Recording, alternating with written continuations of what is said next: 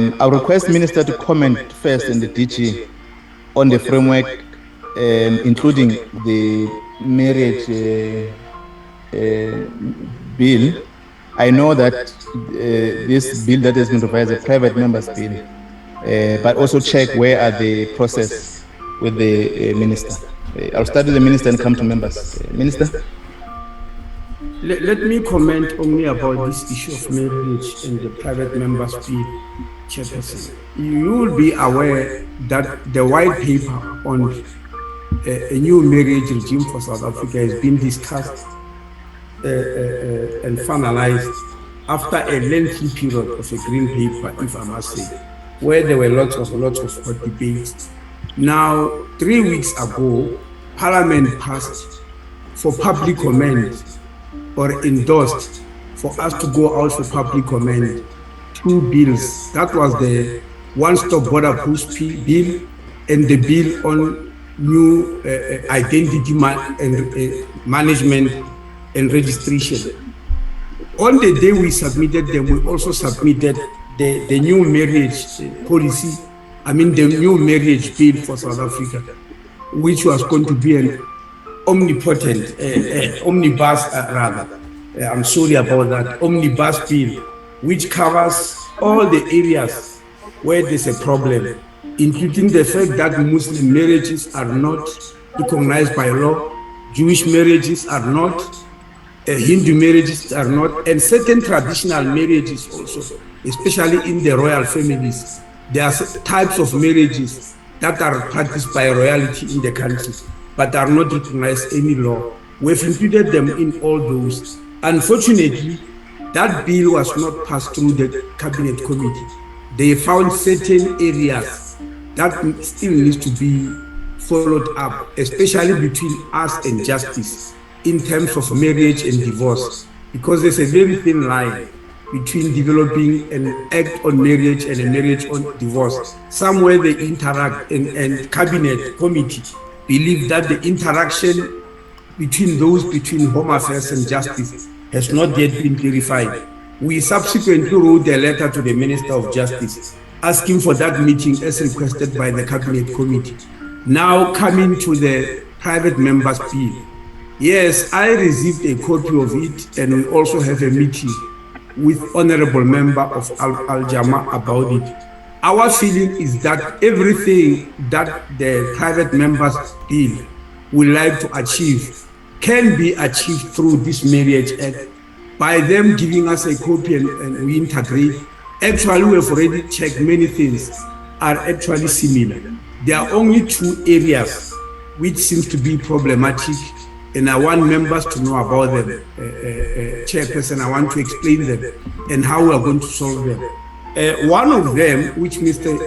Hanif Hendricks complained about bitterly, is the humiliation which Muslim families experience when one of them passes on, because the death certificate come written never married, whereas they married by Sharia law. That means they married by Muslim rituals. But when one of them passes on, is written never married, and he says that is one of the areas of humiliation which Muslim communities cannot tolerate, and that's why they want their own act in order to deal with things like that. He actually submitted several death certificates issued by Home Affairs written never married.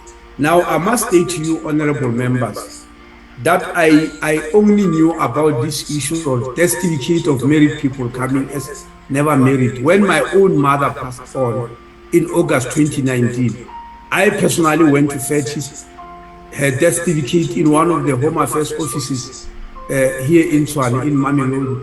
And I was shocked when I got into the car. I looked at it, it written never married. I actually went back to the funeral parlor to ask them why on earth would they do something like that. And embarrassingly, I got very embarrassed because they told you, oh, but this is your department. We don't issue death certificates, this is your department that issues them. And they wrote never married. I then asked my officials. It so happened, honorable members, they say the National Population Register came into being in 1986. That's when we started registering people on the National Population Register, including marriages. Before that, any marriage certificate you had was a manual paper written to you, appearing in no database, including the National Population Register. Then people were called upon to come and register their marriages, those who got married before 1986. Backwards, that means anybody who was involved in any marriage, 1986 backwards, was supposed to go to Home Affairs to try and report that marriage so that it get registered in the National Population Register. Unfortunately, from the records I've checked, I don't think there was any loud campaign or loud call for people to come. That's why my own parents were included in this, because they married long before, obviously, 1986. As far as when I was born, they were already long married. That's why I was so shocked and embarrassed. And I agree with Mr. Hanif about that type of embarrassment.